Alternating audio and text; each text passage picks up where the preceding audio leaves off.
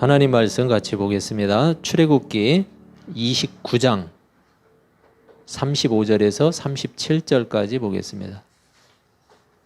말씀이 길지 않기 때문에 우리가 같이 읽겠습니다. 출애굽기 29장 35절, 36절, 37절 이렇게 세 절을 같이 읽겠습니다. 시작.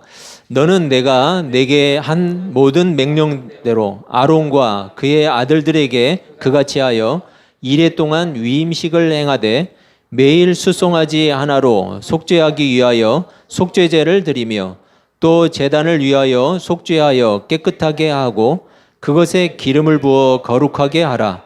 너는 이레 동안 제단을 위하여 속죄하여 거룩하게 하라. 그리하면 지극히 거룩한 제단이 되리니 제단에 접촉하는 모든 것이 거룩하리라. 아멘. 여러분 반갑습니다. 네, 인사 한번 하시죠, 같이. 네, 반갑습니다.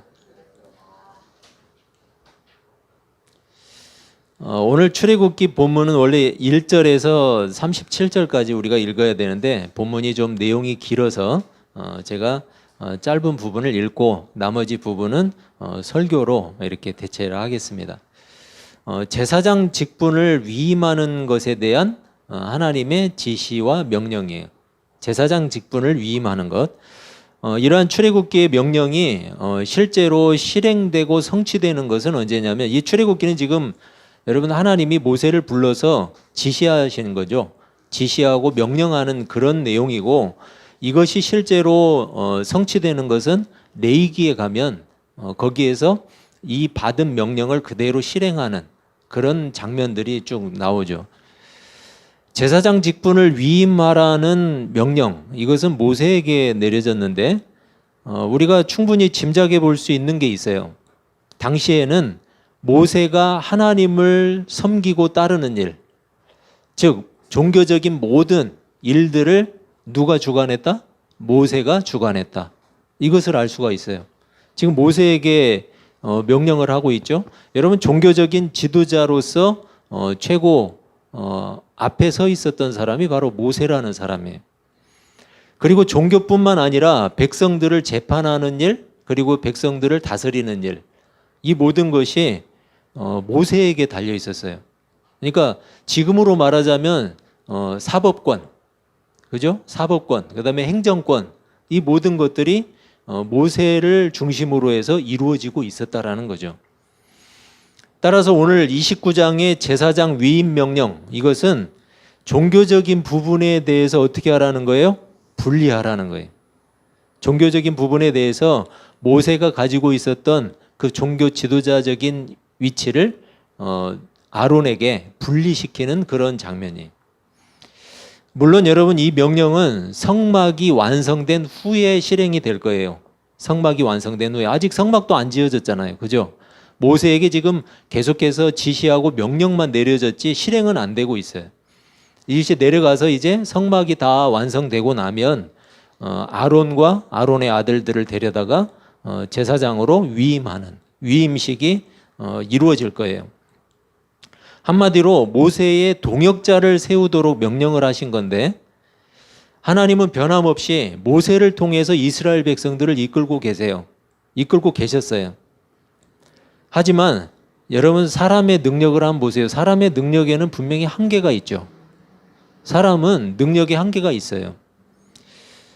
모세의 짐을 나누어지게 함으로써 본격적으로 시작되는 광야 생활. 이제 아직 지금 시내산에 있어요, 여러분. 이스라엘 백성들이 광야 생활을 시작도 안 했어요. 이 본격적으로 시작되는 광야 생활을 대비해서 하나님이 이제 하나씩 정리를 해주고 계시는 거죠. 우리는 이러한 제사장 위임에 대한 내용을 통해서 무엇을 깨달을 수 있느냐? 예배에 대한 중요한 교훈을 얻을 수가 있어요. 그 교훈은 뭐냐? 여러분 성막에서 이제 성막이 지어질 건데 그 성막에서 드려지는 하나님께 대한 예배가 하나님의 백성들에게 얼마나 중요한 것인가? 그리고 얼마나 중요한 것이었는가? 이것을 설명하고 있어요. 그리고 동시에 거룩하게 흠없이 드려서 결국은 성취된 영원하고 완전한 예배, 그 영원하고 완전한 예배에 관해서 이야기를 하고 있어요.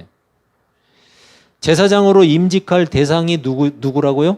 아론과 아론의 아들들. 위임식에 대해서 하나님이 지시하신 내용을 오늘 본문을 보면 먼저 수송아지 한 마리와 순양 2마리를 준비를 했어요. 레위기 8장에서는 이 짐승들에 대해서 어떻게 표현을 하고 있냐면 속죄 제물로 드릴 숫소, 번제물로 바칠 순양, 위임식에 쓸 순양 이렇게 부르고 있어요. 레위기에서는. 그리고 제사장 임직식이 있기 전에 아론과 아론의 아들들을 어디로 데려가냐면 성소 입구. 여러분 성막이 이제 지어지면 우리가 봤지만 성소와 지성소가 있었죠. 그 성소 입구에 가면은 물두멍이라고 물을 받아놓는 커다란 대야 같은 게 있었어요. 거기로 데려다가 아론과 아론의 아들들을 씻기라고 명령하고 있어요. 그들을 깨끗하게 하라는 거죠. 정결하게 씻기라는 거예요. 그런 다음 우리가 앞서 살펴본 제사장들의 의복이 있었죠. 제사장들을 위해서 지어진 의복. 그 의복을 아론과 그 아들들에게 입히라는 것이었어요. 여기까지 준비가 끝나면 이제 준비한 짐승, 여러분 수송아지 1마리, 순양 2마리를 차례대로 데려다가 무엇을 하느냐? 안수를 해요. 아론과 그 아들들이. 여러분 안수를 하는 것의 의미는 뭐 다양하게 나와 있지만 구체적으로 안수를 어떤 모습으로 했는지는 우리가 알 수가 없어요. 왜냐하면 뭐 지금처럼 영상으로 기록이 남은 것도 아니고 그때 살았던 사람들이 사는 것도 아니고 잘 모르죠. 실제로 어떻게 이루어졌는지. 중요한 것은 뭐냐면 안수했던 의미가 무엇인가. 이것을 생각해 볼 수가 있죠. 여러분 여기에서 하는 안수는 뭐냐면 자신들의 죄를 이 짐승에게 넘기는 행동이에요. 짐승에게 넘기는 거.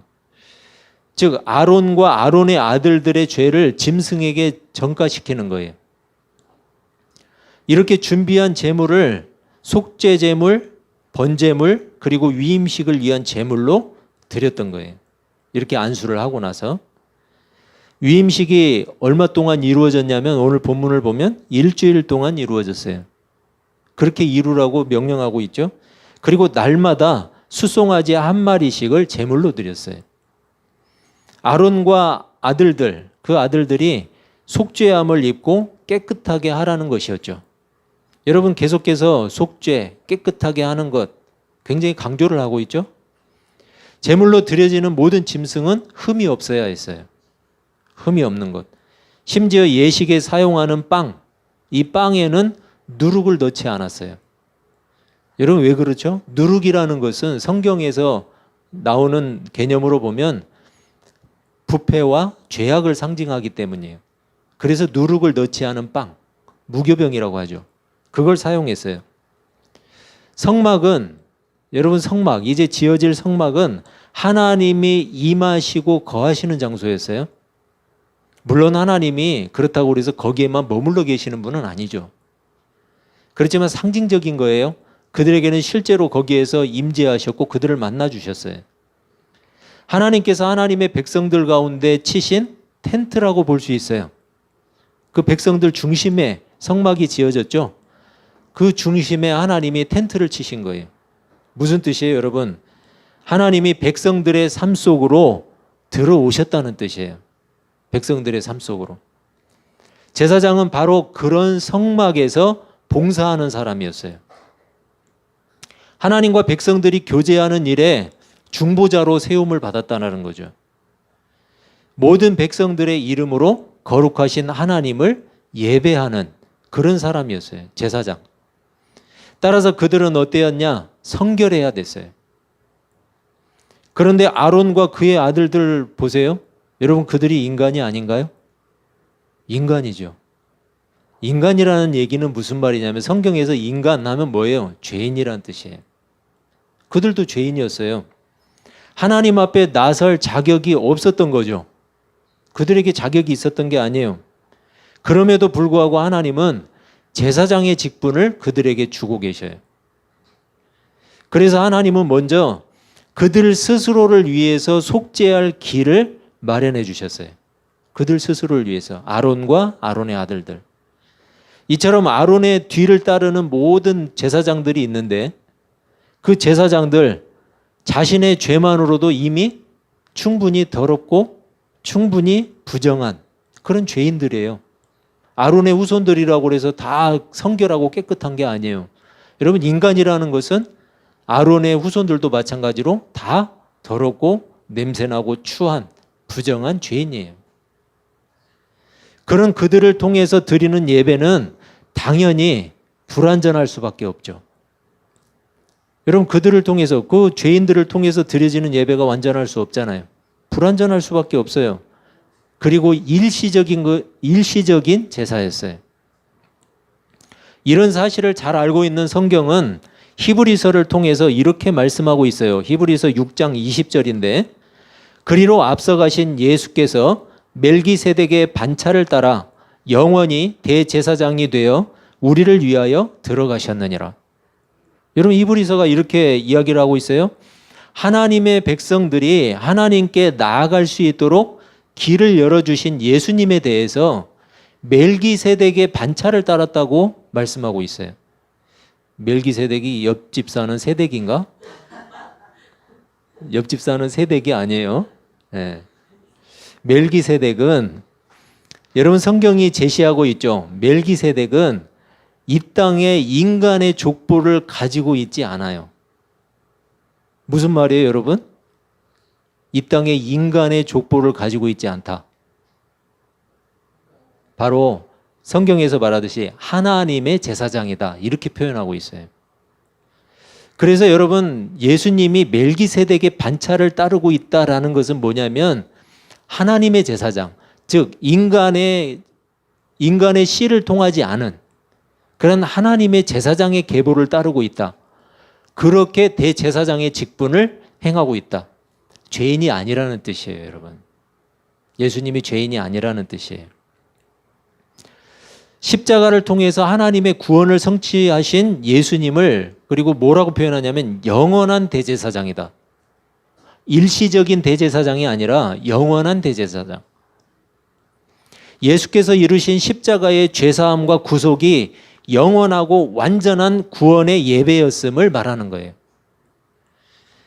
우리는 이러한 그리스도의 의를, 그리스도께서 이루신 의를 전가받은 사람이에요. 그런 사람들이에요. 하나님은 백성들과의 만남을 중요하게 다루세요. 백성들과의 만남. 비록 인간이 죄를 범하고 하나님을 떠나버렸지만, 그리고 인간들의 죄악이 하나님과 우리 사이를 갈라놔 버렸지만, 하나님은 택하신 이스라엘 백성들에게 일시적이나마 길을 주셨어요. 일시적이나마. 결국은 그리스도를 통해서 완전한 길을 우리에게 열어주셨어요. 아론과 그의 아들들을 제사장으로 세운 것, 이것은 하나님의 백성이 하나님께 나아갈 일시적인 길을 열어주신 거예요. 비록 그 예배가 일시적이었어요, 여러분. 불완전한 것이었어요. 하지만 당시로서는 하나님을 만나는 유일한 통로였어요. 그들의 예배는 하나님의 임재가 있었어요. 그들이 드리는 예배. 속죄의 제물을 통해서 죄도 용서받았어요. 제사장들의 섬김과 봉사를 통해서 하나님의 백성은 하나님의 인도하심을 받았고 보호하심을 받았고 그리고 하나님을 의지했어요. 여러분, 이게 그들이 드렸던, 구약시대에 실제로 드렸던 예배였어요. 짐승을 잡아서 죄 사함을 받았고, 그리고 제사장들이 성막에서 봉사하는 그 내용들을 통해서 하나님의 보호와 인도하심, 지시하심을 받았던 거예요. 여러분, 하나님의 임재가 있었다라는 거죠. 일시적이었고 불완전했지만 그들에게도 죄사함이 있었고 하나님의 인도하심이 있었어요. 성막에서 드려지는 거룩한 예배를 통해서 하나님과 바른 관계가 가능했다는 거예요. 하나님 앞에 드려지는 것은 여러분 흠없는 것이어야 했어요. 흠없는 제물을 드리라고 말하고 있죠. 처음 이스라엘 백성들의 예배가 얼마나 진지했을지를 우리는 생각해 볼 수 있어요. 그들이 하나님 앞에 짐승을 가지고 갈 때 얼마나 살피고 살폈을까요? 혹시 흠이 있지 않는가? 여러분 구석구석 살폈을 거예요. 혹시 어디에 흠이 나서 이 제물이 하나님 앞에 드려지지 못하지는 않을까? 그렇게 진지했을 거예요. 그렇지만 매일 드려지는 예배 속에서 그들은 점점 변해갔어요. 그 마음이 온전히 하나님을 의지하지 않았어요. 예배를 드리기만 하면 되지 뭐 라고 생각했어요. 안 드리는 것은 아니니까. 그런데 점점 변질되고 오염된 그들의 예배에 대해서 여러분 말라기 선지자는 이렇게 경고하고 있어요. 말라기 1장 7절 8절인데 너희가 더러운 떡을 나의 제단에 드리고도 말하기를 우리가 어떻게 주를 더럽게 하였나이까 하는도다. 이는 너희가 여호와의 식탁은 경멸이 여길 것이라 말하기 때문이라. 만군의 여호와가 이르노라. 너희가 눈먼 희생 제물을 바치는 것이 어찌 악하지 아니하며 저는 것 병든 것을 드리는 것이 어찌 악하지 아니하냐. 이제 그것을 너희 총독에게 드려보라. 그가 너를 기뻐하겠으며 너를 받아주겠느냐. 여러분 그들의 타락한 제사에 대해서 말라기 선지자를 통해서 그들에게 경고하는 내용이에요. 그들의 예배가 얼마나 성의 없이 드려졌으면 처음에 그들이 드렸던 것처럼 살피고 또 살피고 자신을 성결하게 하고 또 성결하게 하고 하나님 앞에 나갔던 그 진지함은 사라지고 이제 매일 반복해서 드려지는 예배 속에서 그들은 변질된 거예요. 그래서 저는 것, 눈먼 것, 병든 것 이런 걸 일부러 골라서 갖다 하나님 앞에 드린 거예요. 자기는 좋은 것을 취하고 이런 것들을 너희 눈에 보이는 너희를 다스리는 총독에게 갖다 줘봐라. 그 총독이 너를 기뻐하겠느냐. 여러분 제사장 위임식을 통해서 제사장을 세우신 것은 하나님께서 하나님의 백성들에게 예배를 허락하셨다는 뜻이에요. 인간이 자기 마음대로 준비해서 드리는 게 예배가 아니에요. 하나님께서 허락하신 거예요. 하나님께 나아갈 길을 열어주신 거예요. 하나님께서 열어주지 않으셨으면 아무도 하나님을 예배할 수 없어요. 그래서 예배는 하나님을 만나는 통로와 같은 거예요. 하나님께 죄를 고백하죠. 여러분 자신의 삶의 방향을 하나님께 의뢰해요. 하나님 내가 어떻게 살아야 합니까? 하나님의 도우심을 구하고 인도하심을 구하고 하나님의 뜻을 구하는 거죠. 여러분 그게 예배예요. 따라서 하나님의 백성에게는 삶 전체가 예배인 거예요. 우리가 살아가는 삶 전체가 예배예요. 내가 어떻게 살아야 할지, 무엇을 위해서 살아야 할지, 그리고 하나님께 무엇을 구해야 할지. 여러분 지금 이 자리에서 예배하는 예배의 순간만 우리가 구하는 게 아니잖아요. 내가 살아가는 삶의 자리에서도 나는 하나님의 자녀로 하나님을 의지하면서 하나님을 의뢰하면서 살잖아요. 그게 예배예요. 제사장으로 세워지는 아론과 그의 아들들에게 오늘 본문은 속죄하여 깨끗할 것을 주문하고 있어요. 하나님 앞에 서게 될 그들에게 거룩할 것을 당부하고 있는 거예요. 그들이 드릴 예배가 중요하기 때문이에요. 그리고 그들의 삶이 하나님 앞에 예배이기 때문이에요. 로마서 12장 1절 2절은 이렇게 말씀해요. 그러므로 형제들아 내가 하나님의 모든 자비하심으로 너희를 권하노니 너희 몸을 하나님이 기뻐하시는 거룩한 산 제물로 드리라. 이는 너희가 드릴 영적 예배니라. 너희가 이 세대를 본받지 말고 오직 마음을 새롭게 함으로 변화를 받아 하나님의 선하시고 기뻐하시고 온전하신 뜻이 무엇인지 분별하도록 하라. 여러분 이게 예배라는 거예요. 우리가 드릴 예배. 우리가 드릴 예배의 모범은 예수 그리스도예요.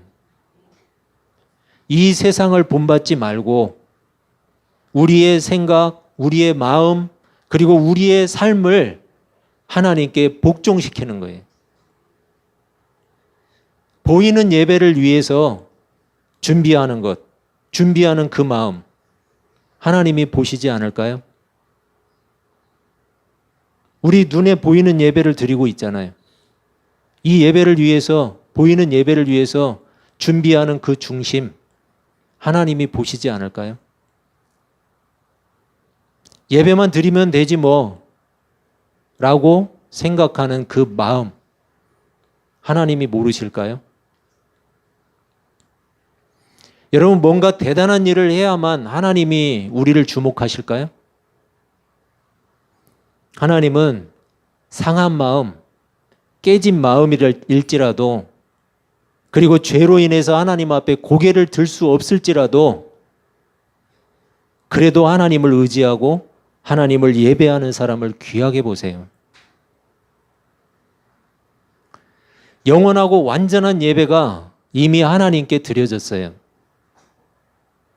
여러분, 그 예배가 뭘까요? 예수 그리스도의 십자가. 예수 그리스도의 십자가는 하나님께 드려진 영원하고 완전한 예배였어요. 그 예배로 인해서 우리가 하나님의 백성인 거예요. 그렇다면 우리가 지금 드리는 보이는 예배와 그리고 삶 속에서 드리는 보이지 않는 예배, 이것은 누구를 따라야 될까요? 그리스도를 따라야 돼요. 우리의 삶 전체를 하나님께 복종시켜야 한다는 뜻이에요. 제사장을 위임하는 오늘 본문은 결국 예수 그리스도를 보여주기 위한 밑그림과도 같은 거예요. 하나님의 백성이 하나님께 드리는 예배가 얼마나 중요한가. 여러분, 우리가 하나님을 예배하는 일, 우리 삶 전체가 예배라는 사실을 기억하고 사는 일, 이게 정말 중요하겠죠? 그런데 여러분, 더 중요한 게 있어요. 우리 삶 전체를 하나님께 복종시키는 것이 예배라는 사실이에요. 우리의 삶 전체를. 예수님은 그렇게 하나님을 예배하셨어요? 자신의 전부를 하나님께 복종시켰어요. 십자가를 지고 싶었겠어요? 십자가를 지고 싶지 않았어요. 그래서 하나님께 기도했어요. 하지만 결국은 아버지의 뜻대로 따르셨어요. 자신의 삶 전체를 하나님께 복종시킨 거예요. 누구든지 하나님을 진심으로 예배하기를 원하는 신자라면 자신의 삶 전체를 하나님께 복종시켜야 돼요. 여러분, 주일은 하나님 뜻대로 살고 월요일부터 토요일까지는 내 뜻대로 사는 게 아니에요. 하나님께 자신의 전 삶을 복종시키기 위해서 사는 신자라면 그런 신자는 이 세상을 본받지 않아요. 삶의 변화가 일어나지 않을 수가 없어요. 여러분, 자신의 삶을 전체를 하나님께 복종시켰는데 어떻게 변화가 일어나지 않겠어요? 변화가 일어나죠. 이 세상을 본받지 않죠. 하나님의 뜻이 무엇인지 알기만 하는 것이 아니라 하나님의 뜻대로 살기 위한 믿음도 강하겠죠, 여러분. 하나님은 고난 중에만 찾는 대상이 아니에요. 어렵고 힘들 때라도 하나님을 찾는 것은 물론 좋은 일이에요. 하지만 아무 일 없어도, 별 어려움이 없어도 하나님을 찾는 사람, 먹고 살만 해도 하나님을 의지하는 사람, 하나님께 자신의 삶 전체를 복종시키는 거예요. 그게 바로 아무 일 없어도 하나님을 의지하고, 아무 일 없어도 하나님을 찾고, 아무 일 없어도 먹고 살만 해도 하나님을 찾고. 여러분, 그게 진짜 예배자예요.